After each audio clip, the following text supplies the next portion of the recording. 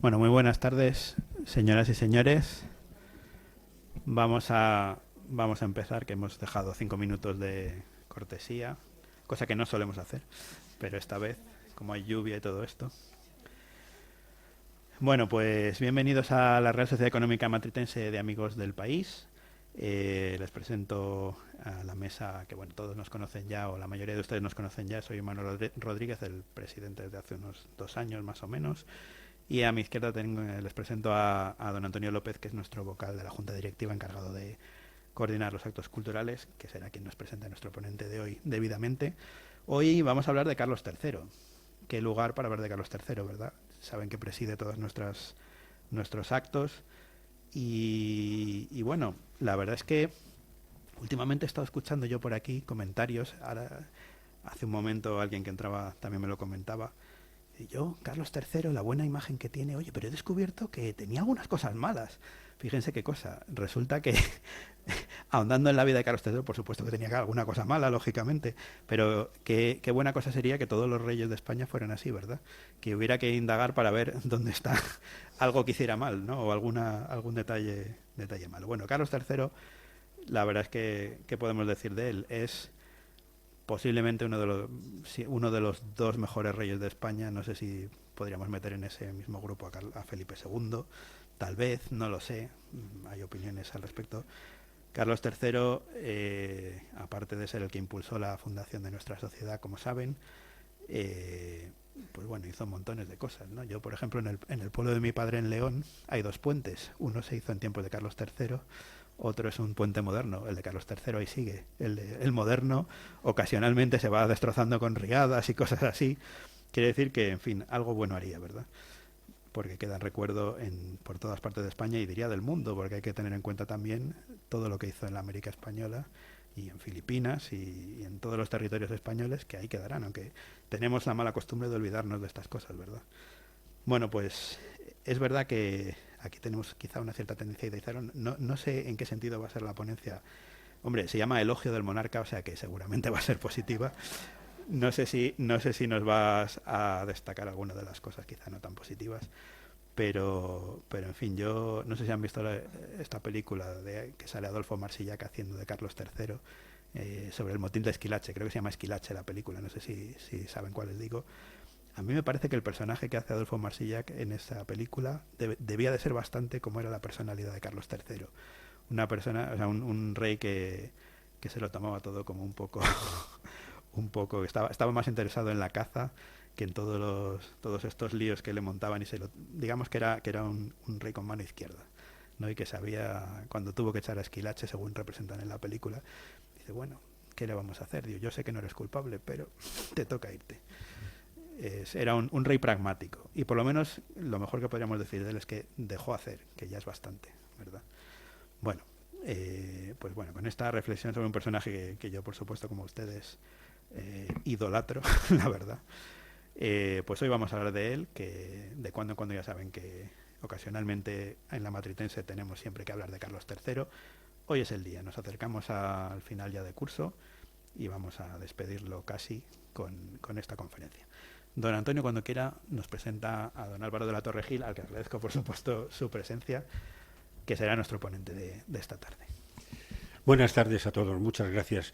Tras las palabras de nuestro presidente, poco me queda por decir, salvo que recordemos aquel 16 de febrero en los que un maldito virus que andaba por aquí visitándonos nos impidió al profesor de la Torre le impidió venir aquí y hacernos disfrutar de lo que seguro va a ser una excepcional conferencia. El profesor de la Torre es doctor en Filosofía del Derecho, máster en Humanidades por la Universidad Francisco de Vitoria, máster en Derecho Público, también licenciado en Derecho, en Ciencias Políticas y en Periodismo por la Universidad Carlos III de Madrid. Es profesor de Teoría del Derecho de esta universidad, vocal de la Junta Directiva Paneuropea que promueve una integración europea basada en valores cristianos. Es profesor de oratoria y formas de debate y comunicación pública. Miembro de nuestra Real Sociedad Económica y ha intervenido como ponente en numerosos congresos, tanto nacionales como internacionales, tal como en Bruselas, Estrasburgo, Viena o Colonia. Yo creo que ya debo de ser parco en las palabras, agradecer al señor de la Torre que esté aquí, felizmente recuperado de la visita de aquel incómodo virus, y a ustedes agradecerles su presencia aquí. Me queda por observar que en tiempos de Carlos III no había teléfonos móviles. No vaya a ser que si suena alguno, nuestro monarca se sienta de producto de encantamiento. Pues nada más que eso. Muchísimas gracias a todos ustedes.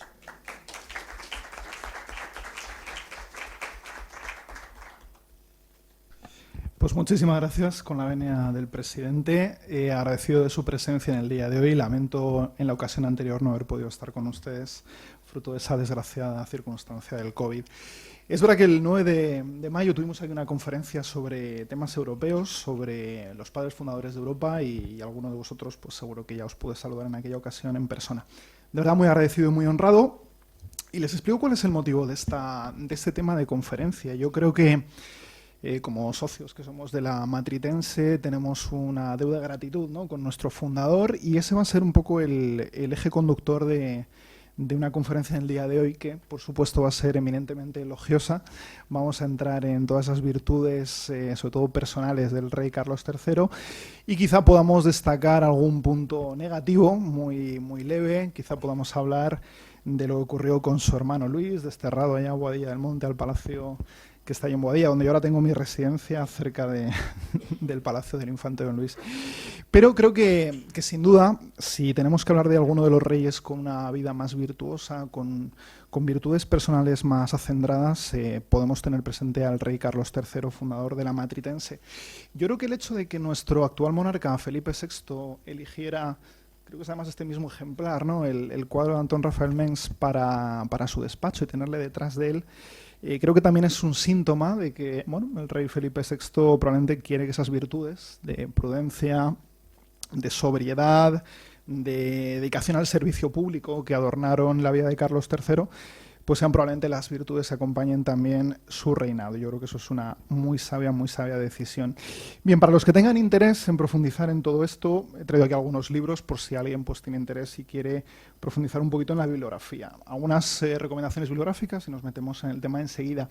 Este libro de Giuseppe Caridi es muy interesante, un autor italiano que nos habla un poco de esa parte, digamos, de la historia y del reinado de Carlos III más italiana. Sin duda es nuestro rey más italiano. Bueno, pues fue duque de los ducados de Parma y Piacenza, y luego pues rey de Nápoles y las dos Sicilias. Creo que sin duda, bueno, pues en esta biografía está muy bien trazada, digamos, esa parte, digamos, menos conocida a lo mejor aquí en España, que es la vida del rey Carlos III. Este está editado además aquí en nuestra Matritense, y también sin duda un libro muy recomendable. Pero el libro que me gustaría recomendarles vivamente es esta obra que salió con motivo del centenario del nacimiento, allá por el año 2016 más o menos, que se cumplía bueno, pues el tercer centenario del nacimiento de Carlos III, bueno, del historiador Roberto Fernández, que es un libro verdaderamente muy interesante y del cual luego citaré algunos pasajes porque traza una semblanza personal de las virtudes del rey, verdaderamente interesante, con muchas citas de su biógrafo, el conde Fernán Núñez, del que fuera su ministro de confianza, Bernardo Tanucci, en Nápoles, y nos permitirá acercarnos un poquito más a esa parte más personal del rey, que es lo que hoy querría bueno, pues abordar en esta pequeña charla. Sin duda la vida de Carlos III daría para no una charla, sino un conjunto de seminarios muy amplios, pero creo que puede ser ese aspecto más personal el que nos resulte de mayor interés. Bien, me voy a basar en algunos historiadores, como es Carmen Iglesias, de la Real Academia de la Historia, que la conocerán, el catedrático Ricardo García Cárcel, de la Universidad de Barcelona, y algunos otros autores, para, bueno, pues apuntar algunas ideas que a mí me parecen muy importantes. Tenemos que saber que nació el príncipe Carlos el 20 de enero de 1716 en Madrid, en el Alcázar, primer hijo de Felipe V y su segunda esposa Isabel de Farnesio. Creo que es interesante mostrar que su madre, Isabel de Farnesio, bueno, pues quería para él la posibilidad algún día de ser el heredero del trono de España, pero no lo tenía fácil porque tenía dos medio hermanos del primer matrimonio de Felipe V, y la situación era complicada. Por eso su madre, bueno, pues aspiró y maniobró para que pudiera tener bueno, pues algún trono italiano, pudiera tener alguna ubicación en Italia. Italia, que eran posesiones españolas que se habían perdido después de la Guerra de Sucesión, y bueno, incluso el el reino de Nápoles tuvo que ser ganado por conquista durante ese siglo. Mira, algunas cuestiones interesantes. Después de muchas maniobras se consigue colocar al príncipe Carlos en ese ducado de Parma y luego de Piacenza, al quedar vacante el trono. Y esto es una cuestión muy interesante, que muy joven consigue ser rey de Nápoles, con 19 años consigue ser rey de Nápoles y de las dos Sicilias, y durante 25 años va a tener una experiencia de gobierno especialmente importante. Sin duda, cuando Carlos III llegó al trono de España en 1759, traía una experiencia de gobierno especialmente importante. Había engrandecido el reino de Nápoles, había conseguido luchar mucho contra la pobreza, había hecho una obra cultural verdaderamente importante, había contribuido incluso a desenterrar las ruinas de Pompeya y Herculano, y bueno, pues había ganado mucho el afecto de los súbditos. Tanto es así que cuando vino al trono español, al morir su medio hermano Fernando VI, pues bueno, claramente allí hubo duelo, y algunos, como el ministro Tanucci, pues expresaron un hondo pesar, un gran vacío al marchar el rey Carlos III. Sin duda, el reinado de Carlos III, de casi 30 años, que se extiende desde 1759 hasta 1788, pues ha sido sin duda de los más fecundos de toda la monarquía española. Se encuadra dentro del reformismo ilustrado, el reformismo borbónico, que había comenzado con el que fuera su padre Felipe V, que había continuado con Fernando VI. Y bueno, tanto su padre como Fernando VI fueron dos personas que tuvieron problemas mentales serios. Fernando VI acabó, como quizás sepan, pues recluido en el castillo de Villaviciosa de Odón, fruto de una neurosis depresiva. Incluso dicen que se golpeaba con las paredes. Bueno, estaba bastante incapacitado para el gobierno. El último año de su reinado, incluso, pues fue un año poco productivo en términos de gobierno. Y bueno, pues al fallecer Carlos III, pues se hizo con el trono de España. No sé si han ido alguna vez a la iglesia de Bárbara de Braganza, la que está a lo del Tribunal Supremo, y ahí está la tumba. Y hay un epitafio especialmente interesante, una frase en la que Carlos III afirma que hubiera preferido que su hermano no hubiera muerto y no haber sido rey de España, lo cual nos da una muestra de su generosidad, ¿no? Pero bueno, su hermano murió y bueno, pues le tocó, aunque no era previsible al principio, ocuparse el trono de España. Creo que es interesante mostrar que Carlos III, a diferencia de otros reyes, fue un rey que cuidó especialmente de los asuntos de Estado. Estaba pendiente de los asuntos de Estado, sin ser él demasiado aficionado a las artes, pero sí que impulsó las artes, y se tomó una especial molestia por las letras, por la industria, por el impulso de las manufacturas, por la mejora del país, de la salubridad. Se comentaba que en aquella época, pues en Madrid, que le hizo una obra importante de empedrado y de iluminación de la ciudad. Pues en fin, Madrid debía estar hecha una cochambre. Las calles sucias, aquello del agua va, ¿no? Pues debía ser verdaderamente lamentable, y hizo una labor de adecentamiento bastante importante. Hablaremos luego con más detalle de ello, pero fue un hombre de gustos sencillos. Esto contrastaba con otras cortes europeas, donde el oropel y digamos el ceremonial era especialmente majestuoso, aunque en la corte española había un ceremonial pues potente, pero él no era muy dado a los fastos. Era una persona, por ejemplo, en el vestir muy moderado. Algunos de los contemporáneos suyos dijeron que en 30 años no se le habían tomado medidas para un nuevo traje. No le gustaba especialmente el vestirse con trajes ceremoniales. Luego lo leeremos con detalle de su biógrafo, el conde Fernández Núñez. Pero le gustaba vestir ropa sencilla, ropa de caza, ropa usada, y no le gustaba nada vestirse, como podemos ver aquí para esta pintura de Antón Rafael Mengs, con la coraza, con todo el vestido ceremonial. Dicen que le resultaba costoso, cansado, y que no se veía, lo cual nos da la sensación de una persona especialmente modesta y humilde para ser un rey, ¿no? Eso yo creo que es algo bastante interesante.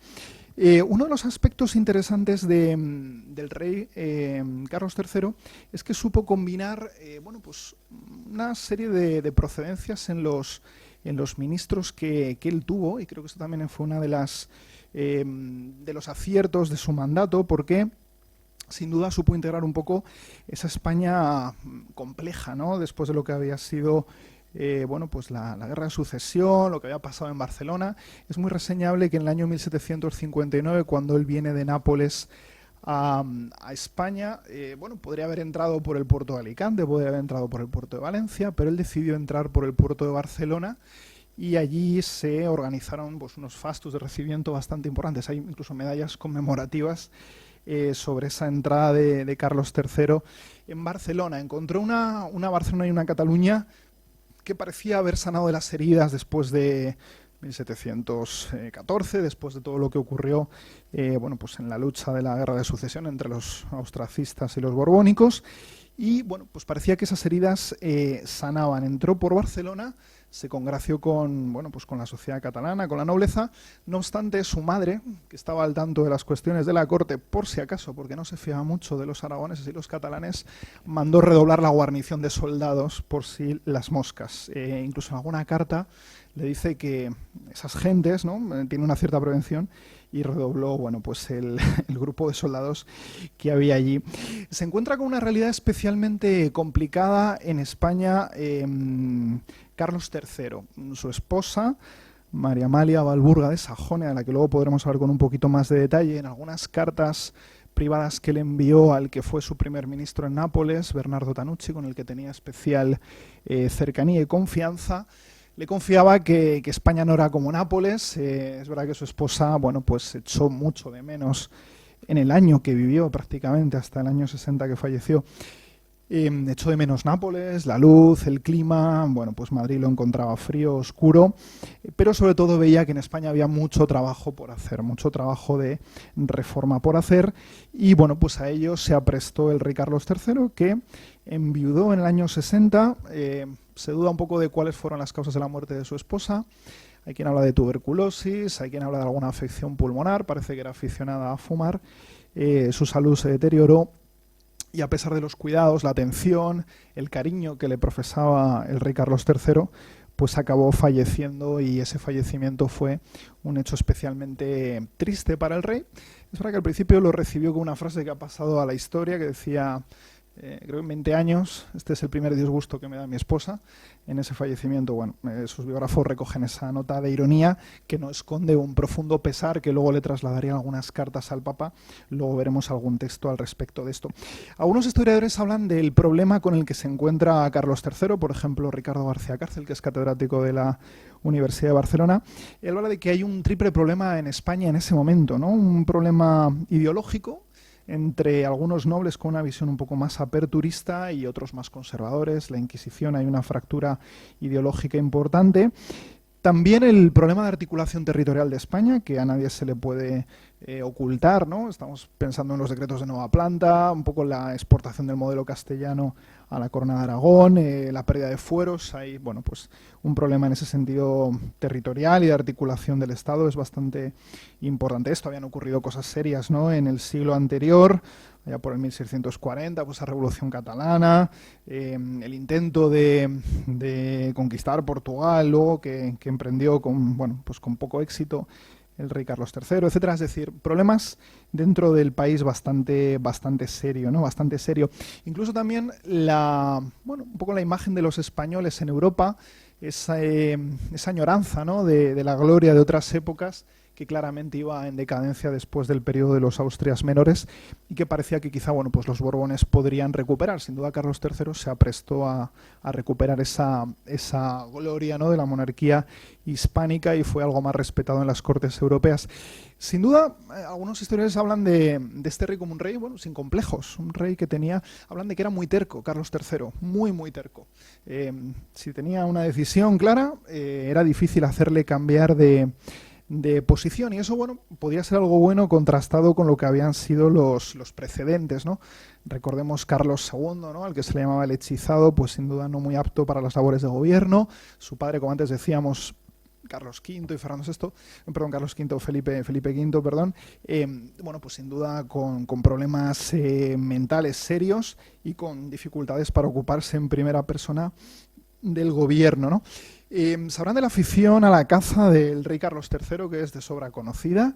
Cazaba en todas partes, cazaba en Aranjuez, cazaba en el Pardo. El rey Carlos III lo veía como una posibilidad de evasión de los problemas del gobierno.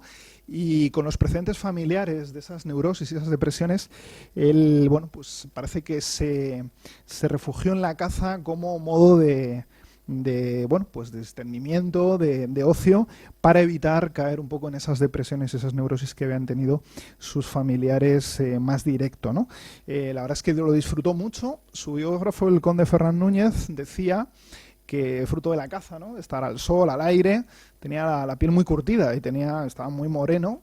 Decía que su pecho era blanco porque era muy blanco de piel, pero con el tiempo la cara pues era muy negra, muy morena, fruto de esa afición a la caza. Aquellos que cazaban con él y sus sirvientes pues hablaban de su candidez, de su gentileza, de cómo trataba a los sirvientes, ¿no? Una cercanía con todo el mundo que solía contrastar con otros monarcas anteriores mucho más distantes. Creo que eso es algo bastante interesante. Se habla de él como un hombre tranquilo, un hombre calmado, un hombre delgado, porque a pesar de que en la mesa del banquete, digamos, diario, frente a toda la corte, ¿no?, se ponía mucha comida, él era bastante moderado en los gustos de comer. Y en ese sentido, bueno, pues estaba bastante delgado. La verdad es que intentó equilibrar un poco todas las cuestiones políticas. En ese sentido, intentó, bueno, pues que hubiera parte en sus gobiernos de algunos del funcionariado que procedía un poco de la nobleza, también de la gran aristocracia. Buscó la eficacia, sobre todo, eso es un aspecto importante, y también la diversidad geográfica. Esto lo cuenta muy bien Ricardo García Cárcel, cómo pues mezcló distintos políticos, ¿no?, el valenciano Mayans, los asturianos Campomanes y Jovellanos, el conde de Aranda, Gándara. Es decir, hubo procedencias muy diferenciadas, y eso también, de alguna manera, pues servía para vertebrar un poco el Estado. Sabrán que la bandera nacional que a día de hoy tenemos, bueno, pues viene de aquella época de Carlos III, bandera que en un principio fue para la Marina de Guerra y que luego se acabó extendiendo a otra parte oficial del Estado, ¿no?, a edificios, etcétera. Él convocó un concurso público para la creación de un estandarte que no fuera blanco como el de la familia de los Borbones, porque era muy difícil distinguir los barcos de guerra, los amigos de los enemigos. De vez en cuando había algún desafortunado error, y bueno, pues nuestra bandera a día de hoy se la debemos al rey Carlos III. Le debemos mucho al rey Carlos III, sin duda. En Madrid se ha hablado de él como el mejor alcalde de Madrid. Es verdad que tuvo algunas disensiones con el propio ayuntamiento, con la corporación municipal, por sus esfuerzos, bueno, pues en fin, de cambio, ¿no?, un cambio bastante importante. Tampoco la sociedad admitió, se ha hablado por aquí del motín de Esquilache, pues algunas de sus medidas, ¿no?, esos decretos de capas y sombreros, el recortar esos chambergos, los sombreros de ala muy ancha, que servían a veces para que los criminales se ocultaran en las propias calles. Pues hubo algunos, sobre todo en el pueblo llano, algunos descontentos con estos aspectos. Es importante, bueno, pues mostrar que le dio un impulso sobre todo a la ciencia, y parte de ello pues es nuestra Real Sociedad Económica Matritense de Amigos del País. Esto empezó con la Vascongada, ¿no?, y la Matritense fue la segunda de todas ellas. Luego quizá podemos citar algún pequeño párrafo de la cédula fundacional que seguro que nos dará un poco la medida. La verdad es que en ese sentido el esfuerzo de Carlos III pues fue muy importante, ¿no? Hubo fundación de fábricas, por ejemplo la de Paños de Segovia, el Banco de San Carlos, ¿no?, como precedente del Banco de España, el establecimiento de la Lotería Nacional, algo que todo el mundo seguro que ha jugado en más de una ocasión, pues es un aspecto importante, ¿no? También el tema de las obras públicas, hizo una labor importante en todo el tema de obras públicas, el servicio de correos, y aquí en Madrid, pues qué decir, ¿no? Claramente, pues la Puerta de Alcalá, las fuentes de Neptuno, de Cibeles, el Museo de Historia Natural que iba a ser, que luego se convirtió en el Museo del Prado. Sin duda, pues el urbanismo en Madrid le debemos mucho al rey Carlos III, sin duda alguna. Y a mí me gustaría en ese sentido ver un poquito más la personalidad, digamos, a lo mejor no tan conocida del rey Carlos III. A mí, cuando he estado leyendo un poquito en algunas de las obras de los historiadores que mejor le han estudiado, me parece muy interesante esa parte, digamos, algo más personal. Es curioso lo que podemos conocer del matrimonio del rey Carlos III, porque fue complicado. Llegaba a los 21 años, ya era rey en Nápoles y no tenía esposa. Parece ser que había tenido con una bueno, princesa francesa de Orleans. Cuando era muy muy joven en Madrid, bueno, pues algún interés por ella, pero al final eso no se llevó a término. Y al final, bueno, pues la elegida fue María Amalia Walburga de Sajonia. Había un interés evidentemente político por todo ello, un interés político porque, bueno, pues digamos que recomponía un poco España en el tablero internacional. Me gustaría comentarles algo de lo que él dijo.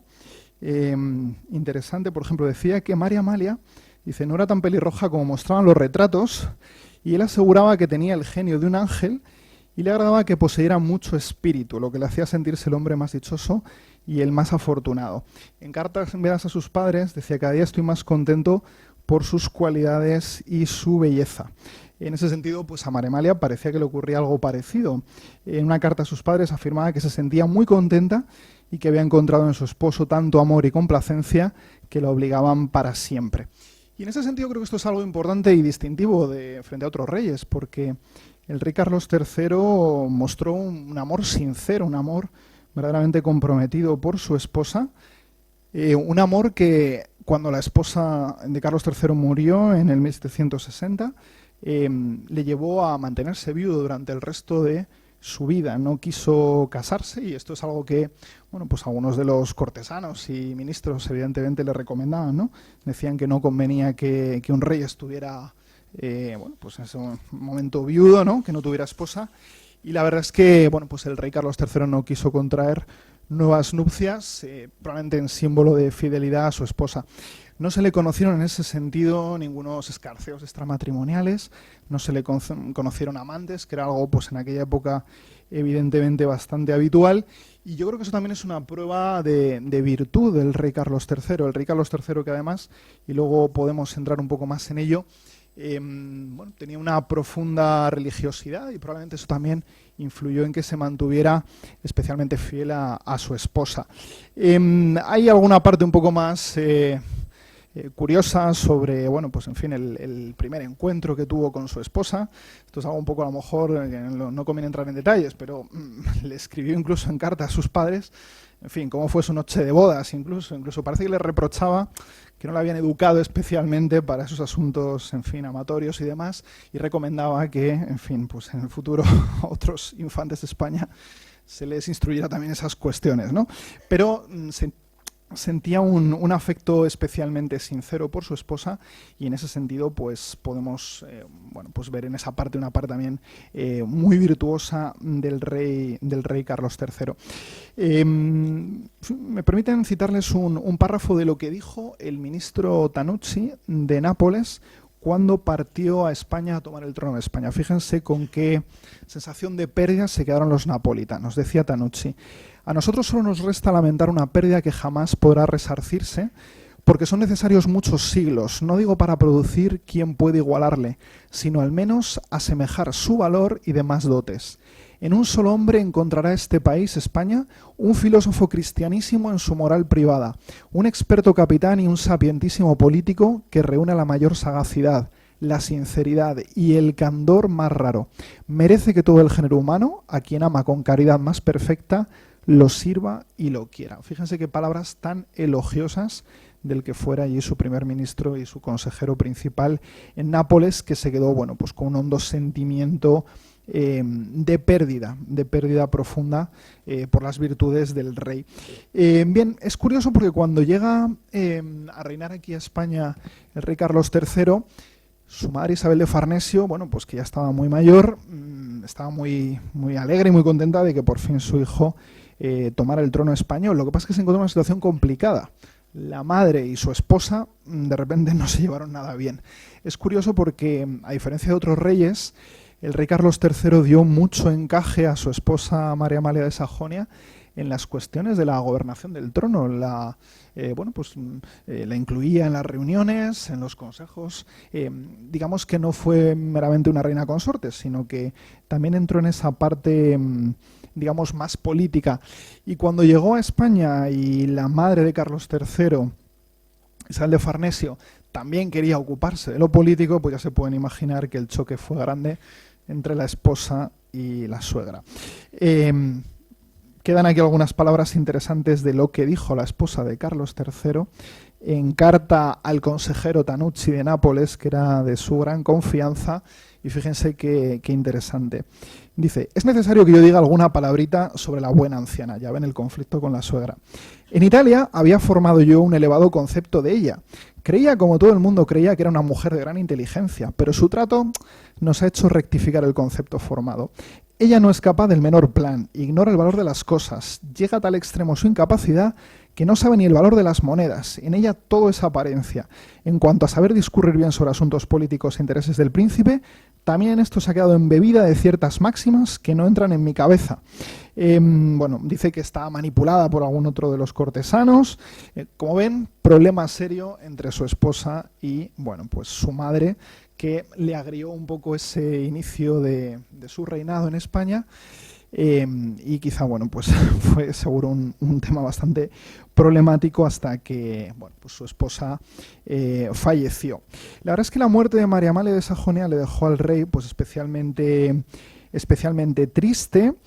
Como les decía antes, el rey atendió personalmente con gran afecto a su esposa. Como dice el catedrático Roberto Franez, él dice: el rey la atendía personal y solícitamente, saltándose sin dudar el juego de las etiquetas cortesanas. En aquella época pues vivían en alcobas separadas y, bueno, el rey estaba muy pendiente de ella. Vieron que no tenía mucha solución su enfermedad, y cuando la vieron muy mal, bueno, pues trajeron los restos de San Isidro, el cuerpo de San Diego de Alcalá y el niño Jesús de la Virgen del Sagrario de la Catedral de Alcalá. Hicieron todas las rogativas, pero aún así pues no pudieron salvar la vida de la esposa tan amada del rey Carlos III. Como les decía antes, después de haber compartido sus vidas durante 22 años, cuentan las crónicas que el monarca dijo con una pizca de lánguida ironía que era el primer disgusto que le daba en esos 22 años.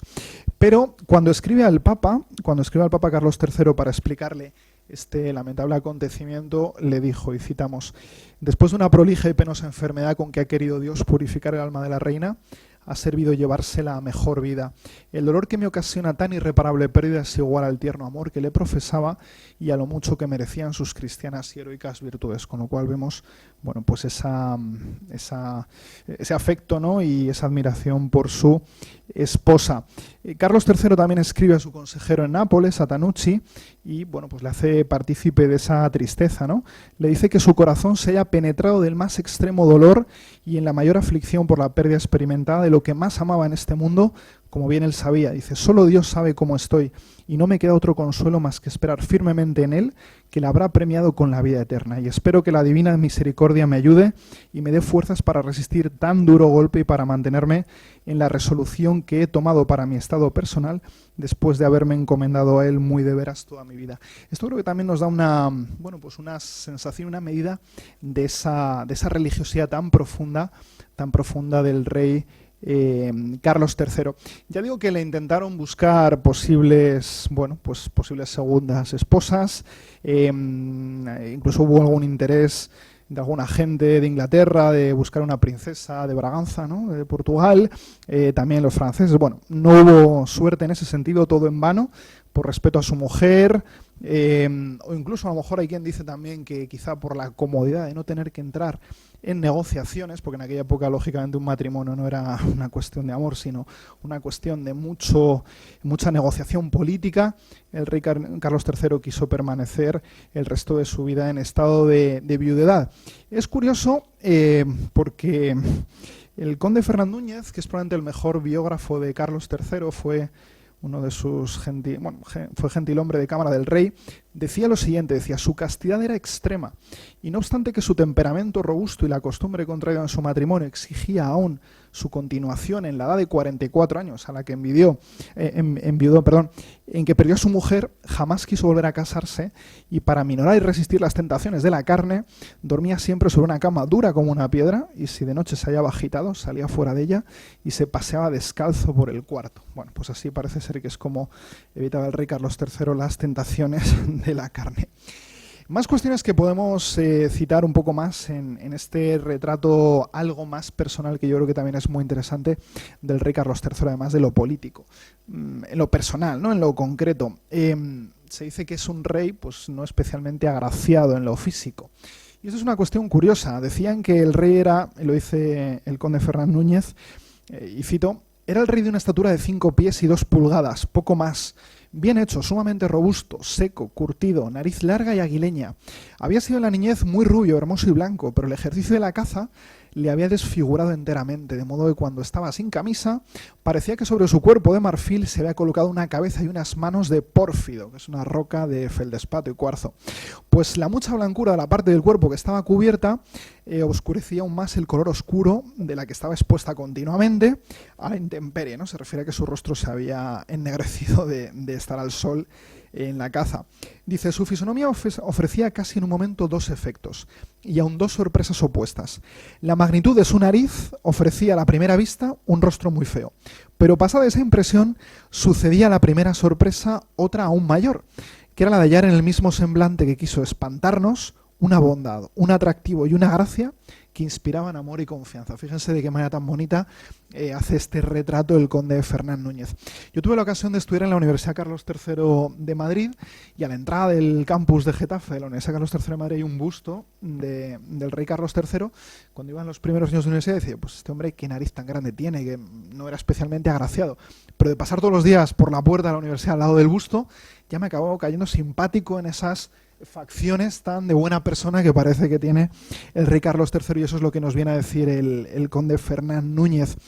Algunos autores también hablan de él como un rey suave en las maneras, suave en las formas, suave en la manera de conducir incluso sus enfados. Esto es una cosa bastante curiosa.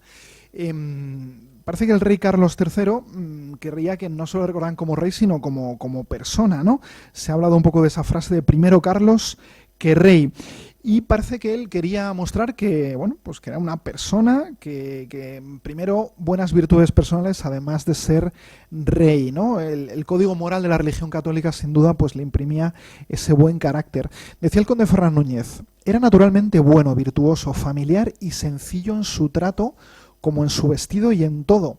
Nada le era más contrario que la afectación, la ficción y la vanidad, llevando en algún modo al exceso el aborrecimiento a sus defectos. Es decir, que rechazaba el oropel, rechazaba las exageraciones, era especialmente frugal, sencillo en sus modos.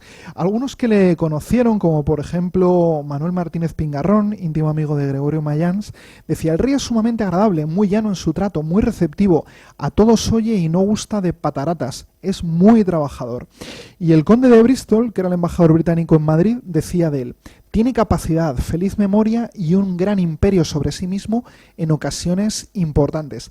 Aunque como ha sido engañado con frecuencia, es también desconfiado, aunque tiene paciencia, buenos modales y dulzura. Interesante esto. Vemos un rey en ese ámbito, digamos, personal, con, bueno, pues una serie de virtudes muy interesantes. Decían que cuando se enfadaba no era dado a dar voces ni a enfados, digamos, de malas palabras, sino que con la mirada ya fulminaba al que tenía que fulminar, con la seriedad expresaba ya su enfado, y algunos decían lo siguiente: jamás se le vio proferir una mala palabra y el enojo nunca pasó a la cólera, porque como era pacífico y dulce en su trato, su seriedad bastaba para hacer aún más la impresión de la furia que otro cualquiera. Ese carácter un tanto flemático le llevaba a expresar sus enfados con clamorosos silencios o con gestos faciales de extrema seriedad, lo que ya era suficiente para denotar, bueno, pues ese enfado o ese desagrado. Dicen que era especialmente contenido cuando tenía que mostrar desagrado a algún ministro extranjero, a algún embajador, y que era muy fino utilizando la ironía. Algunos dicen que el haber estado en Italia, todo el tiempo que él estuvo en Italia, se había contagiado un poco de ese humor italiano, ¿no? Y que era bastante dado, bueno, pues a los chistes, a la ironía. Es un aspecto también interesante.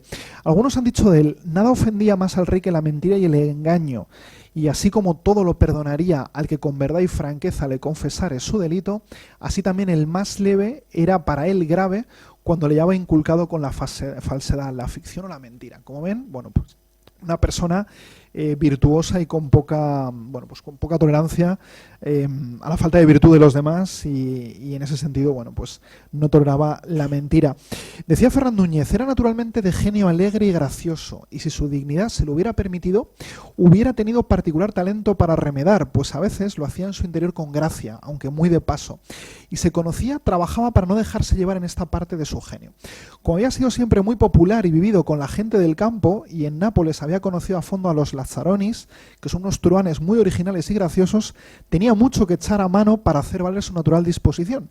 Nada se le escapaba y con su modo de mirar, que manifestaba su viveza y penetración, volviendo los ojos sin que se conociese, veía cuanto se hacía a todos los lados. Dicen que tenía los ojos muy pequeños, pero que todo lo veía. Otro aspecto importante de la personalidad del rey Carlos III que conviene glosar para entender bien la persona y su modo de proceder, y es el ámbito de la devoción religiosa. Creo que esto es algo bastante importante. Ciertamente, el rey Carlos III era especialmente devoto. Probablemente no tenía unos conocimientos religiosos, teológicos elevadísimos, pero sí, como dicen algunos, era practicante de una religión, a lo mejor no muy ilustrada, pero sí centrada en una gran devoción por la Virgen. Promovió, bueno, pues el tema de la Inmaculada Concepción, consiguió que el Papa la proclamara patrona de España y de las Indias. También era muy devoto de algunos santos particulares, sobre todo San Genaro. Él fundó la Orden de San Genaro, si no me equivoco, en Nápoles. Bueno, en ese sentido, dice Ferran Núñez, su mejor biógrafo, que era prudente, religioso sin afectación ni superstición alguna. Y el verle asistir a misa, capilla y demás actos de religión edificaba a todos y daba una idea de su fe y de la verdad de su religión. Si la fe pudiera verse con los ojos materiales, en ninguna ocasión se hacía más visible y aún palpable que cuando este respetable anciano tenía a sus nietos en sus brazos para que los bautizasen, pues era una representación viva de la verdad y convicción de las verdades religiosas que vemos representadas en la cara de los antiguos patriarcas. Confesaba y comulgaba en todas las Pascuas y principales fiestas de los misterios y de la Virgen, y el día de algún otro santo de su particular devoción como San Genaro y poco más. En ese sentido, bueno, pues vemos una persona especialmente, bueno, pues devota, con gran virtud cristiana, y creo que eso también influyó en su modo de, digamos, de llevar a cabo las labores públicas con gran sentido de la responsabilidad, bueno, pues con gran sentido de llamarse a una, bueno, pues una misión divina de mejorar el reino de España. Se habla también de él como el rey rutinario. Era un hombre de verdadera rutina, de, digamos, de tener pautado todo el día. Es curioso porque algunos decían que se podía saber qué estaría haciendo mirando la hora, digamos, en la que estaba. El conde Ferran Núñez dice: conocía que la regularidad en la vida y la distribución inalterable de las horas de un monarca es tan necesaria para la seguridad y tranquilidad de los que le rodean como la invariabilidad del curso del Sol y de los planetas para arreglar sobre las estaciones y acciones de la vida. Y así, a más de una distribución tan reglada, nunca adelantaba ni atrasaba un minuto la hora que daba a cada cosa. Esto es una cuestión verdaderamente interesante, porque dicen que incluso en cualquier parte del mundo en que estuviese se podía decir casi sin errar dónde estaba el rey y lo que hacía en aquel día y hora según la estación del año, ¿no? Tenía muy marcado, bueno, pues lo que hacía durante el día. Para que se hagan una idea, bueno, pues se levantaba a las 6 de la mañana. Básicamente esta era un poco la distribución diaria, ¿no? Durante todo el año. A las 6 entraba a despertarle su ayuda de cámara favorito, don Almérico Pini, hombre honrado que dormía en la pieza inmediata a la suya, en la habitación de al lado. Se vestía, rezaba un cuarto de hora y estaba solo, ocupado en su cuarto interior hasta las 7 menos 10 minutos, en las que entraba el sumiller, el duque de Losada. A las 7 en punto, que era la hora que daba para vestirse, salía a la cámara donde le esperaban los dos gentiles hombres de cámara de guardia y los ayudas de cámara. Se vestía, se lavaba y tomaba chocolate. Esto es muy interesante porque traían el chocolate directamente de América, de la mejor calidad, y tenía la tradición de tomarla en la misma taza de porcelana que al cabo de 30 años se le rompió y para él fue una pérdida tremenda, la rotura de la china, como decía, ¿no? Porcelana china. Y es curioso porque tomaba solo chocolate para desayunar y con eso aguantaba, parece ser, el resto del día, ¿no? Y dice, tomaba chocolate y cuando había acabado la espuma, entraba en puntillas con la chocolatera un repostero antiguo llamado Silvestre que había traído de Nápoles y como si viniera a hacer algún contrabando le llenaba de nuevo la jícara y siempre lo daba a su majestad con este criado antiguo, o sea que le gustaba rellenar la taza de chocolate. ¿Qué más hacía? Al tiempo de vestirse y del chocolate asistían los médicos, cirujanos y boticarios y según la costumbre con ellos tenía conversación. Oía la misa, de misa diaria. Pasaba a ver a sus hijos y a las 8 estaba ya de vuelta y se encerraba a trabajar solo hasta las 11, el día que no tenía despacho. A esta hora venían a su cuarto sus hijos, pasaba con ellos un rato y luego otro con su confesor y con el presidente del Consejo de Castilla, el conde de Aranda, mientras lo fue y a veces con algún otro ministro. Salía después a la cámara donde estaban esperando los embajadores de Francia, de Nápoles y después de departir con ellos un rato, hacía una señal al gentilhombre de cámara para que mandara a Lugier llamar a los cardenales y los embajadores. Entraban donde estaban los de familia, de Francia, de Nápoles, es decir, aquellas monarquías donde había lanzados de familia, ¿no? Y quedaba con todos ellos un rato. Volvía a entrar en su habitación, donde estaba, personas que le esperaban. Reservaba un tiempo para el cuerpo diplomático, con quien a veces pasaba media hora en círculo. También tenían acceso a esa conversación de cámara los grandes, la nobleza, etcétera, generales. Pues había ahí un tiempo para hablar con el cuerpo diplomático, con gente de la alta nobleza. En ese sentido, ya ven que tenía muy pautado todo esto. Después de comer dormía la siesta en verano, pero no en invierno, y salía luego a cazar hasta la noche, primero con su hermano el infante don Luis y después con el príncipe de Asturias, su hijo. Al volver del campo le esperaba la princesa y toda la familia real. Se contaba y repartía la caza. Hablaba de la que cada infante había hecho por su lado, ¿no? Y ya despedidos los hijos, daba el santo y la orden para el otro día y pasaba al cuarto de sus nietos. Después tenía despacho con los ministros y si entre este despacho y la cena, que era las 9:30, quedaba algún rato, jugaba al revesino, que no sé qué juego es, para ocuparse. Y cenaba siempre la misma cosa. Luego hablaremos que cenaba sopa y algo de asado de ternera y un huevo, que algunos historiadores dicen que partía siempre con el mismo toque de la cuchara para romperlo de la misma manera, una cosa bastante curiosa. Y luego se retiraba a dormir. Rezaba otro cuarto de hora, 20 minutos, antes de recogerse y ya salía hacia su habitación, la cámara, se desvestía, daba la hora al gentilhombre para las 7 del día siguiente, se retiraba con el sumiller y su ayuda de cámara Pini y se metía en la cama. Bueno, pues este es un poco el relato de un día tipo, y parece ser que todos los días eran muy parecidos, del rey Carlos III, que es una cuestión bastante interesante, ¿no? Bueno, pasaba las estaciones, pues entre Aranjuez, El Pardo, El Escorial. Es verdad que lo que era en Madrid, pues no estaba tanto tiempo. Parece que estaba siempre pues en Semana Santa, en Navidad, pero bueno, pasaba mucho entre los palacios que están en la periferia de Madrid y ese es un aspecto pues interesante. Les gustará saber un poco cómo era el tema del vestido. Dice el conde Fernán Núñez, su vestido era siempre el más sencillo y modesto.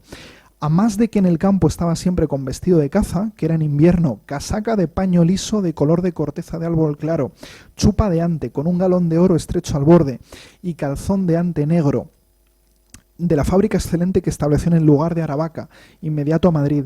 En verano la casaca era de camelote ceniciento, la chupa de seda azul con galón de plata y el calzón el mismo.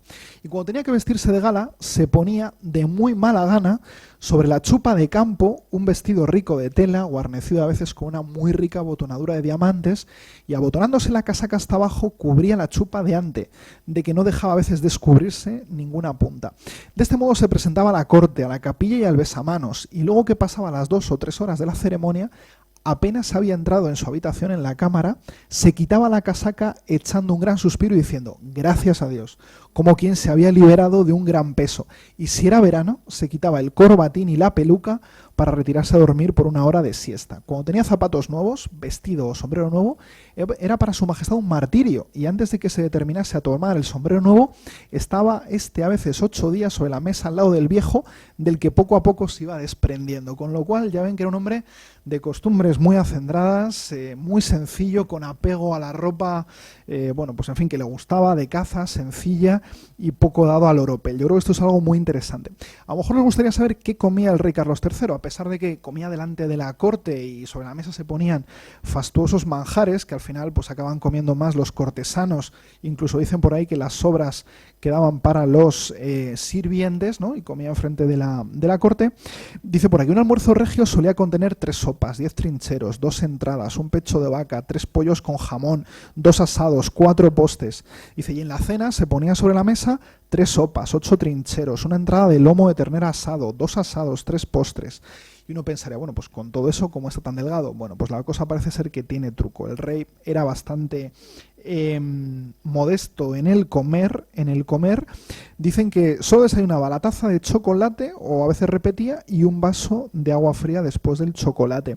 En ocasiones el duque de Medinaceli le dispuso una comida distinta a la que le ponían y le decía, Medinaceli, ya lo has visto, no he comido nada, como diciendo, si me sacáis de lo habitual, pues no me lo como. El conde Ferran Núñez decía, cenaba siempre la misma cosa, su sopa, un pedazo de asado, que regularmente era ternera, un huevo fresco, ensalada con agua, azúcar y vinagre, y una copa de vino de Canarias dulce, en que mojaba 2 pedazos de miga de pan tostado y se bebía el resto. Se ponía siempre un gran plato de rosquillas cubiertas de azúcar y un plato de fricassé, alrededor del cual había pan. Ya ven que en ese sentido, bueno, pues se servía solo lo que le gustaba de la mesa y era bastante moderado en la comida. Bueno, sabemos que era muy cazador el rey Carlos III. Dicen que cazaba lo que había en el lugar en el que estaba. Por lo visto, había buitres en el Pardo y en ocasiones cazaba eso, palomas que se apostaban cerca del palacio, y en ese sentido, bueno, pues la caza le gustaba mucho, ¿no? Cazaba, dice por aquí, ciervos en el Parque de la Ciudadela de Barcelona, oropéndolas en San Ildefonso, buitres en el Pardo, patos o faisanes en los bosques de Persano. Bueno, pues cazaba lo que había. En ese sentido el rey pues le gustaba muchísimo y era el divertimento que tenía, ¿no? El tema de la caza. Y luego, y voy terminando si quieren, cierro con algunas cuestiones bueno, que tengo por aquí. El tema familiar. El rey Carlos III fue un monarca, pues en ese sentido, muy amoroso con su esposa y también con sus hijos. Llegó a tener 13 hijos, aunque no todos sobrevivieron. Creo que fueron 8 los que al final sobrevivieron. Y fue un rey especialmente familiar. Entre uno de los pequeños puntos, a lo mejor un poco más oscuros de su biografía, pues está, digamos, la relación complicada que tuvo con su hermano, el infante don Luis, ¿no? Que al principio había tomado los hábitos eclesiásticos. Su hermano llegó a ser, bueno, pues cardenal primado en España, pero el hombre no tenía especial vocación religiosa y fue muy honesto y dejó la carrera eclesiástica. Y durante un tiempo, bueno, pues llevó una vida que decían algo disipada en la corte. El hermano de Carlos III, se le conocieron algunos escarceos pues con algunas damas, incluso algunos hablan de si algún pintor de cámara. Bueno, tuve algunos escarceos que no fueron del gusto del rey Carlos III, que era pues, una persona muy, muy prudente en estos aspectos. Y en ese sentido, bueno, pues además también bueno, quería tomar esposa a su hermano. Al final no tomó esposa con una persona, digamos, de sangre real. Y bueno, lo que no quería Carlos III es que a lo mejor la descendencia de su hermano pudiera algún día disputarle el trono a su propia descendencia, porque Carlos IV, el que luego sería rey de España, el hijo primogénito de Carlos III, pues había nacido en Nápoles, y en aquella época para ser nombrado príncipe de Asturias tenía que ser descendiente que hubiera nacido en España, ¿no? Entonces él veía ahí una pequeña amenaza, y como la vida de su hermano no estaba siendo pues quizá todo lo virtuosa que él consideraba, bueno, pues le pidió que abandonara la corte. Su hermano se afincó en Boadilla del Monte, hizo allí un palacete. Dicen que fue quien introdujo a Goya, el hermano del rey Carlos III, en la corte. Bueno, es una historia un poco, a lo mejor, la parte quizá un poco más oscura de Carlos III, ¿no? Esas disensiones con su hermano. Y voy terminando. Miren, cuando planteo un poco esta charla como elogio de Carlos III, pues quería hacer un poco de conexión con lo que fueron los elogios al rey Carlos III que bueno, pues estando ya cercano a su muerte, incluso alguno de ellos ya fue póstumo, se hicieron. Uno de ellos, y probablemente es el más conocido, y además les animo a que si quieren lo lean porque está publicado, editado por las ediciones del Boletín Oficial del Estado, un libro además muy bonito. Bueno, pues el elogio de don Gaspar Melchor de Jovellanos, leído además en la Real Sociedad Económica Matritense de Amigos del País, en fecha del 8 de noviembre de 1788. Se publicó el año siguiente, en 1789, cuando ya el monarca había fallecido, ¿no? Y en ese discurso de elogio de Jovellanos, bueno, pues él dice cosas interesantes. Él dice que el norte, que la visión de Carlos III, pues fue siempre perpetuar esas reformas, ¿no? Esa idea de reformismo ilustrado, reformismo borbónico, pues estaba muy, muy presente. Jovellanos había sido bastante crítico con la situación de España que había quedado después de los monarcas de los Austrias menores, ¿no? Y él tenía gran esperanza en que ese reformismo borbónico pudiera devolver a España a una cierta grandeza, ¿no? Esa restauración que era necesaria. Lógicamente, pues Jovellanos glosa con gran interés esta creación de las reales sociedades económicas, que creo que es un aspecto también muy, muy a destacar del monarca Carlos III. Él dijo que se trataba de un monarca patriota, reformista, ilustrado, ¿no? Que sembró en la nación las semillas de la luz que han de ilustrarnos. Y también, además, fue un discurso que hizo, habiéndose incorporado también a la Real Sociedad Económica Matritense las damas, ¿no? Hay una polémica interesante entre Jovellanos y Cabarrús de si las mujeres, las damas, debían formar parte, ¿no? Bueno, pues fue un debate interesante.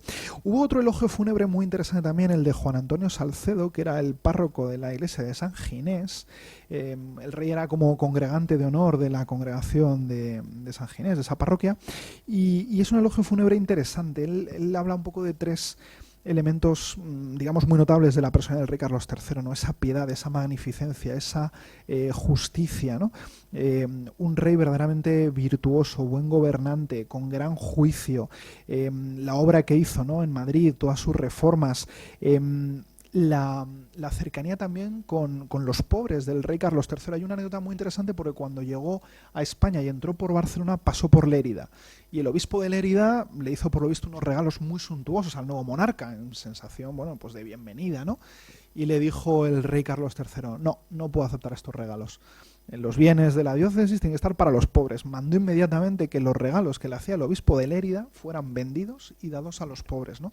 Esto nos habla un poco también, bueno, pues esa piedad para con los desfavorecidos del rey Carlos III y esa devoción. Yo creo que es algo pues también muy interesante, ¿no? Francisco de Cabarrús también, que era consejero de Hacienda, también pues leyó en la Real Sociedad Económica Matritense, Amigos del País, el 25 de julio de 1789, otro elogio a Carlos III. También, al igual que Jovellanos, pues habla un poco de la decadencia que había sufrido España con los Austrias y se refiere a Carlos III, bueno, pues como una persona que no se dejó llevar por ninguna de las seducciones mundanas, ¿no? Un alma elevada, lejana a las seducciones mundanas.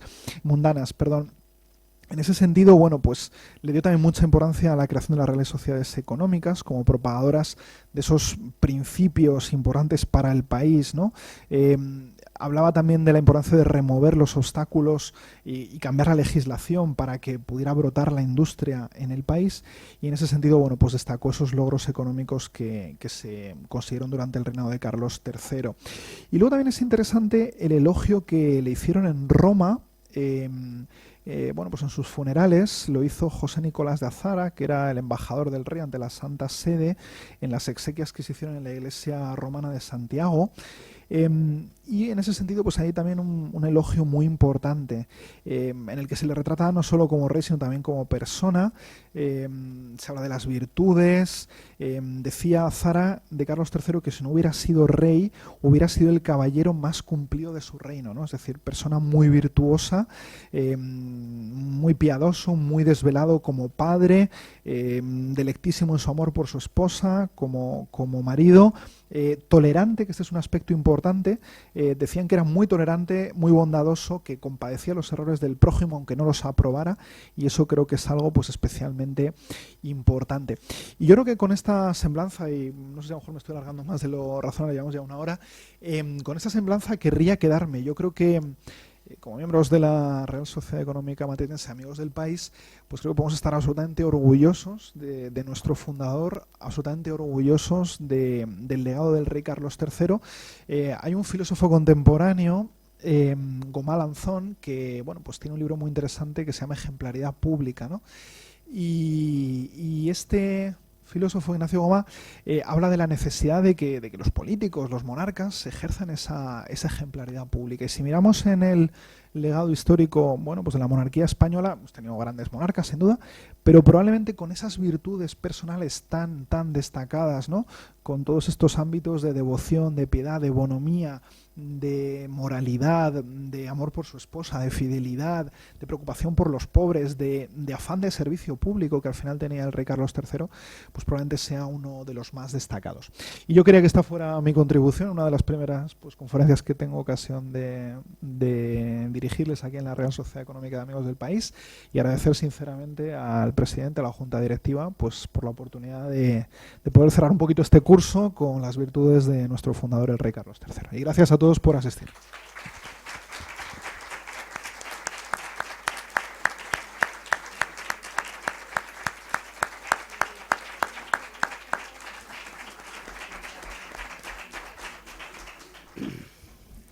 Bueno, muchas gracias, don Álvaro.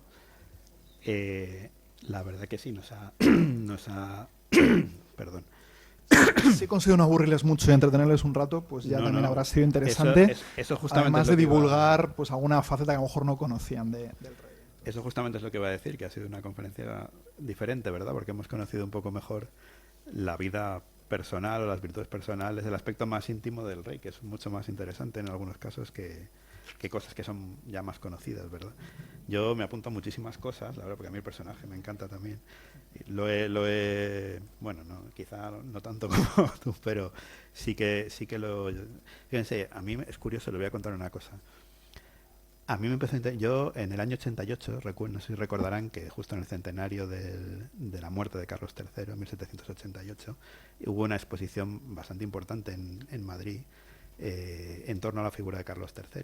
Yo en ese entonces yo tenía 9 años, 8 o 9 años, y a mí tanto a mi hermano como a mí, que fuimos a todo, mis padres nos llevaron a todas las cosas que había todo tipo de exposiciones, bueno, hubo muchísimas cosas. De hecho, aquí tenemos un cartel aquí dentro en las oficinas que es de esa exposición. A mí me impactó, realmente me impactó. Y entonces, muchos años después de estar aquí con Carlos III, me resulta especialmente curioso, ¿verdad? Porque parece como que no sé, realmente desde entonces, tanto mi hermano como yo tuvimos mucho interés en estudiar la vida de Carlos III. Yo conocía más o menos todo. ¿Ha habido alguna anécdota que no conozco? Lo del huevo que le daba así con la cuchara, eso no me lo sabía. Yo, por añadir alguna más que me he ido apuntando, parece ser que cuando María Amalia de Sajonia conoció a Carlos III en persona, creo que la impresión inicial no fue muy buena, quedó diciendo, bueno, este señor no es como en el cuadro.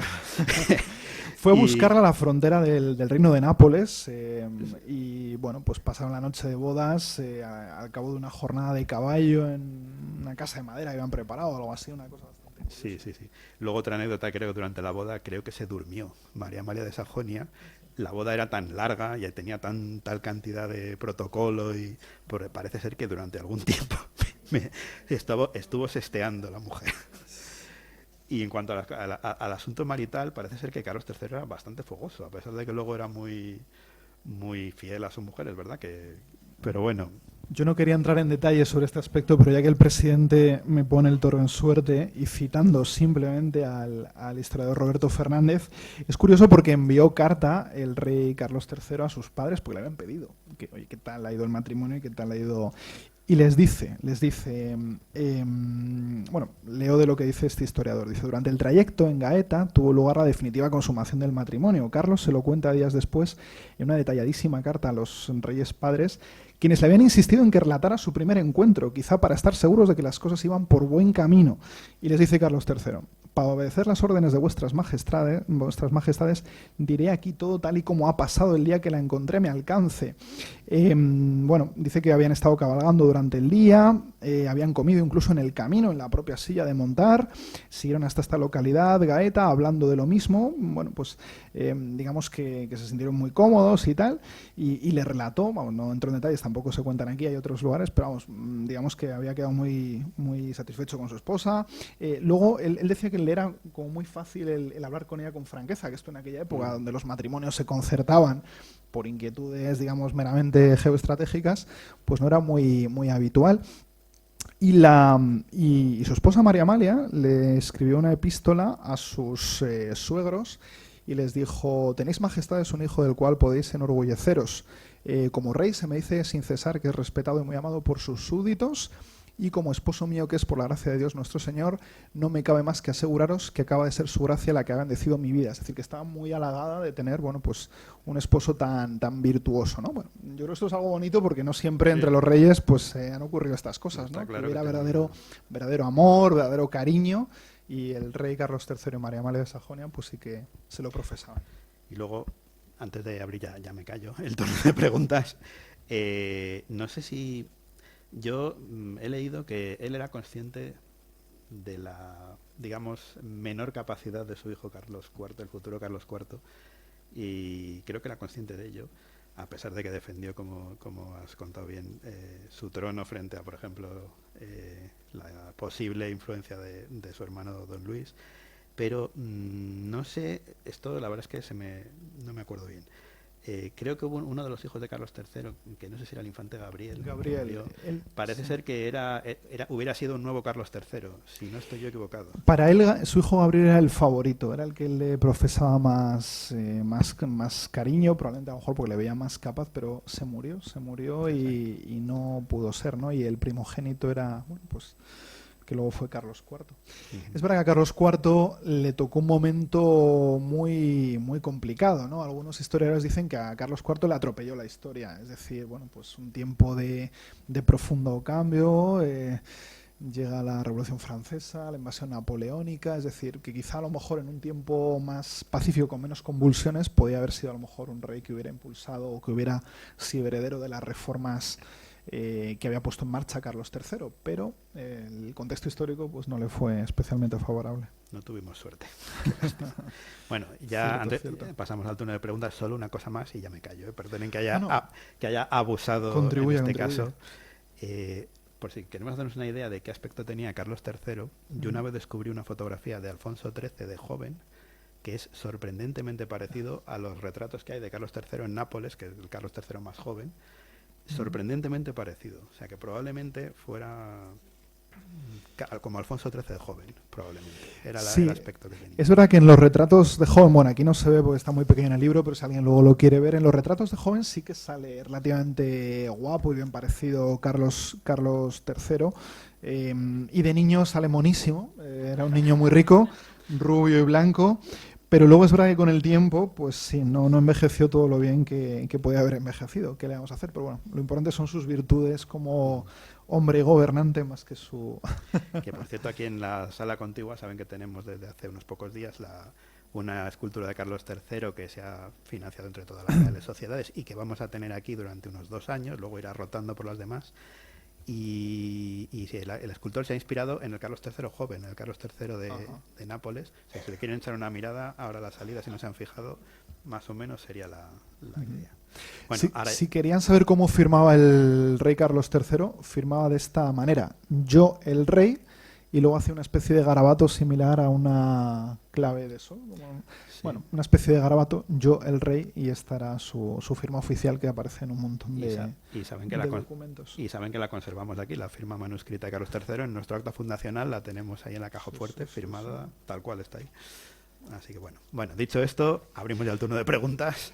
No sé si me permitirías citar un brevísimo párrafo de nuestra... Hoy no les dejamos. No, sí, ahora lo abrimos, pero me parece interesante, y ya que hablamos de nuestro fundador, es interesante porque en la cédula fundacional, que supongo que conocerán, o por si alguno lo conoce, dice que don José Faustino de Medina y me corregirá el presidente que sabe de esto más que yo, don José Faustino de Medina y don José Almarza, vecinos de mi corte de Madrid por sí y a nombre de otros vecinos de ella, se le ocurrió al Consejo, exponiendo que por su amor al público, por el interés de la nación y por sus conocimientos y experiencias, se les había ofrecido el establecimiento en la corte de una sociedad económica de amigos del país a ejemplo de las que hay en otros pueblos. Entiendo que se refieren pues a la que se había fundado anteriormente, ¿no? La Vascongada, con los objetos de mejorar o adelantar las 3 clases de agricultura, industria, oficios o artefactos, por lo que suplicaron que se les permitiese la plantificación de esta idea, la formación de estatutos, etcétera, etcétera, y que el Ayuntamiento de Madrid, para que pudieran celebrar sus juntas en alguna de las piezas de las casas consistoriales, es decir, que el Ayuntamiento de Madrid cediera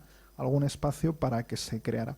Y la verdad es que es bonito un poco esa idea al objeto de mejorar la industria, los oficios, los artefactos, que en el fondo era un poco el pensamiento reformista borbónico, ¿no? Del avance en las artes y en la industria, ¿no? Bueno, interesante. Pues ahora sí, el turno de preguntas. Si quieren abrir fuego por allí, bueno, el caballero primero. Sí, muchas gracias. Lo primero que quiero es felicitarle por la magnífica, viniendo de ustedes un elogio inmerecido por la probablemente, magnífica porque... exposición que hemos Bueno, escuchado, por gracias. su interés, por la profundidad de la misma, por las anécdotas que al mismo tiempo revisten todo lo dicho. Ha sido de verdad una gran satisfacción. Yo he sido siempre un entusiasta de Carlos III, de siempre. He escrito mucho sobre él, he escrito mucho sobre cosas de su vida, y quizá porque la primera vez que yo oí hablar de Carlos III, y es que mi abuelo paterno, que fue diplomático, en los años 20 estuvo destinado de cónsul en Nápoles. Y voy a decir algo que coincide con un comentario que has hecho hace un rato. Cuando volvió a España, él decía, yo nunca se lo oí porque no llegué a conocerlo, murió antes de que yo naciera, un año antes, pero se lo he oído contar a mi padre. Él contaba, cuando regresó de Nápoles, que se había quedado sorprendido porque en el primer año de llegada, cada vez que alguien le presentaba a don fulano Lamo de Espinosa, cónsul de España en Nápoles, tal, pues los comentarios siempre de la gente hacia él eran sobre Carlos III. Era sobre la presencia de Carlos III en Italia, sobre lo que había hecho, sobre el buen recuerdo que había dejado, sobre la vida y la historia allí. Bueno, y yo esto lo oía contar siendo niño y ya se me quedó grabado, pues que había un personaje importante en la historia que era este. Después me he encontrado con cosas que coinciden con algunas pequeñas anécdotas que has contado. Has comentado que el rey Felipe VI tiene un retrato de Carlos III en su despacho. Bien, lo tenía don Juan Carlos. Cuando don Juan Carlos es nombrado rey, en el Palacio de la Zarzuela había detrás de su mesa de despacho había un escudo muy importante de los Austria, un tapiz con un escudo de los Austria. Y al cabo de unos años, yo entré en aquel despacho pues para despachar, como era habitual en las personas que teníamos ese tipo de relación, y me encontré con un retrato de Carlos III. Y entonces él me dio la explicación de que había sido el rey más longevo, el rey más respetado, el rey más querido, el rey más no sé cuánto, y que él quería estar protegido, amparado por aquel rey que tenía detrás de sí. Y si miráis en la televisión, cuando dan reportajes sobre la vida de don Juan Carlos y sobre sus recepciones en el Palacio de la Zarzuela, veréis si son antiguas, si son de las primeras, años 75, 78, 80, veréis el escudo y posteriormente el retrato de Carlos III. Que efectivamente, entre las muchas cosas que yo he escrito sobre Carlos III, en muchas he coincidido y hemos hablado antes con Ricardo García Cárcel y con Gonzalo Anes. Y llegamos los tres a la conclusión de que el motín de Esquilache no fue causado por lo que se cuenta, por lo que se nos ha contado siempre, sino por las hambrunas que se sucedieron y que la mayor fue la de aquel momento. Unas pertinaces sequías como las de la época de Franco o como la que hemos vivido este año. Y por tanto ahí hubo otro tipo de cuestiones. Yo he imaginado siempre, y esto lo digo hoy y lo he comentado algunas veces en mi casa, yo me he imaginado siempre a Carlos III saliendo de Nápoles camino de Barcelona, en la proa, mirando al frente, recordando lo que deja detrás y haciendo una reflexión sobre lo que tendría que hacer al llegar a ese país tan complicado y tan complejo, porque él sabía que lo era, que era España. Y yo creo que su experiencia napolitana, su experiencia italiana, fue apoteósica para él, fantástica para él. Dicho esto, decías sobre la personalidad. A mí me gustaría, has dicho que tenía, como todo el mundo ha descrito siempre, pues suaviter in forma y duriter in re, era un hombre muy suave en sus modales, pero cuando quería plantar cara con alguien, en fin, sabía hacerlo sin necesidad de elevar el tono de voz, etc. Pero a mí me gustaría una cosa. Yo hace años, escribiendo un libro una biografía sobre un personaje histórico que rodeó a Santa Teresa, como se sabía poco de él, conseguí documentos de aquella época, firmados por él y escritos por él, e hice que un experto grafólogo en Madrid me diera el diagnóstico de la persona, me dijera cómo era, y lo pude publicar. Bueno, yo siempre que veo ese retrato que tenemos ahí, siempre pienso si no habría un especialista gestual, en gesto, en expresión, que mirando ese cuadro nos diga más cosas de las que yo veo. Yo veo siempre en ese cuadro unos ojillos de un personaje listo, astuto, irónico y algo peligroso. Tiene una sonrisa bien, está sonriente, pero puede que 5 minutos después no lo esté. Es un personaje muy singular y pienso que a veces tendríamos, quizás desde la propia Matritense, que encargarle a alguien experto en ello, que nos haga, porque los del Museo del Prado nos dicen que el Carlos III de Mengs mejor que hay es este. Bueno, pues si es este, busquemos a alguien que nos estudie esa figura y que nos diga cómo era, porque fue verdaderamente un personaje absolutamente singular. Pues muchísimas gracias por su aportación, gracias por sus palabras, que viniendo de ustedes son un auténtico lujo. Sobre el motín de Esquilache es verdad que se podría hablar mucho, pero los historiadores no se ponen de acuerdo un poco en las causas. Hay quien dice que parte de la nobleza permitió que ocurriera, el precio del pan que había subido ese año, descontento de las clases populares con algunos de los ministros extranjeros en la primera etapa. Hay varias teorías, pero...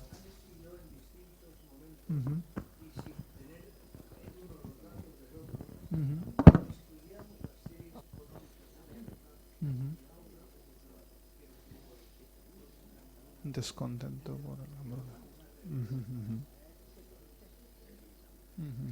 Cierto. Buenas tardes.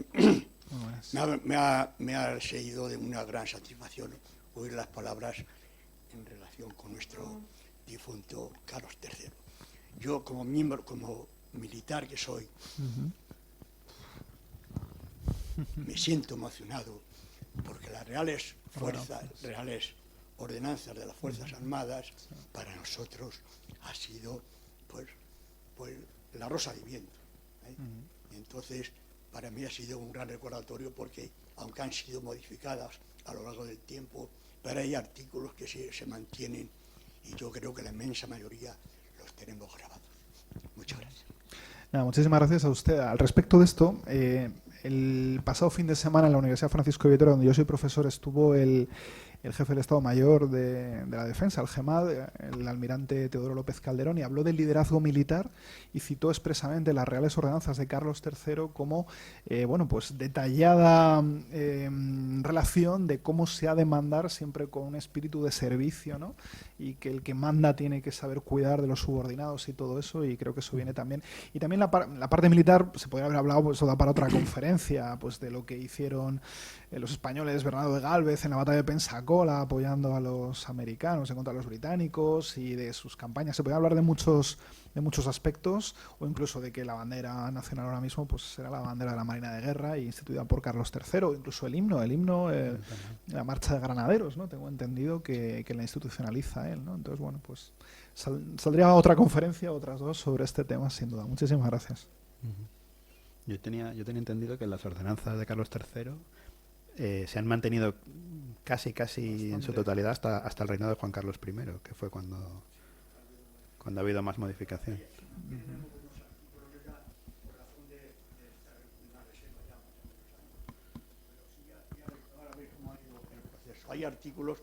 Hay artículos que se han mantenido en el tiempo y son fabulosos. Y de hecho, y lo he hecho en las bodas de oro, cuando te encuentras...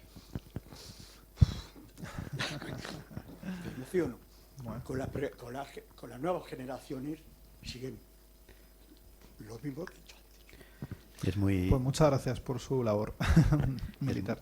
y es muy interesante también. A mí me gusta mucho el tema musical, la música militar. Todos los toques de ordenanza militar de la época de Carlos III son preciosos. Vamos. Son música digna. Esta música que suena mucho de la independencia de Estados Unidos es ese mismo tono, pero en español. O sea, con música española. Qué curioso. Es muy, muy bonito. Muy bien. ¿Un comentario más? ¿Alguien más se anima? Hemos acaparado tanto el micrófono que ahora no sé. No se queden con las ganas de plantear algo.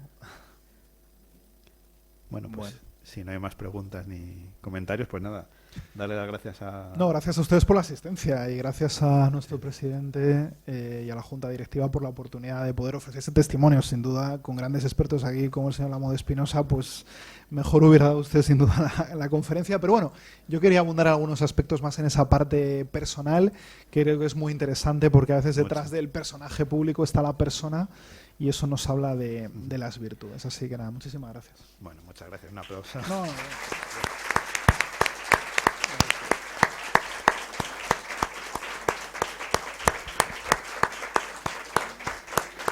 Bueno, ahora nos tocan los actos protocolarios de Ah, rigor. bueno. Vamos a ser breves, pero bueno, para que quede un pequeño recuerdo de esta conferencia. Muchas gracias, Manuel. Gracias por tu amabilidad y como colegas de universidad. Un auténtico privilegio. Gracias. Y luego tienes que firmarnos el libro de honor. Yo tengo poca entidad para... No, pues Dios, aquí tiene que quedar reflejo. Vamos a ver, porque ya casi no nos queda así. Tiene que haber traído un bolígrafo más insigne que este para... Yo tenía una pluma preparada para esto, pero... Bolígrafo tenemos. Un auténtico honor. Con permiso. Bueno, mientras... Mañana hay clausura del curso. Sí, eso es justo lo que iba a recordar, que simplemente recordarles, mientras firma don Álvaro, que mañana jueves, día 22, es el fin de curso de la Matritense y lo vamos a despedir con un recital de habaneras, nada menos. Cambiamos bastante de tema, pero muy, muy interesante, ¿verdad? Y solamente recordarles una cosa más que no está en el calendario, vamos, en el programa, gracias.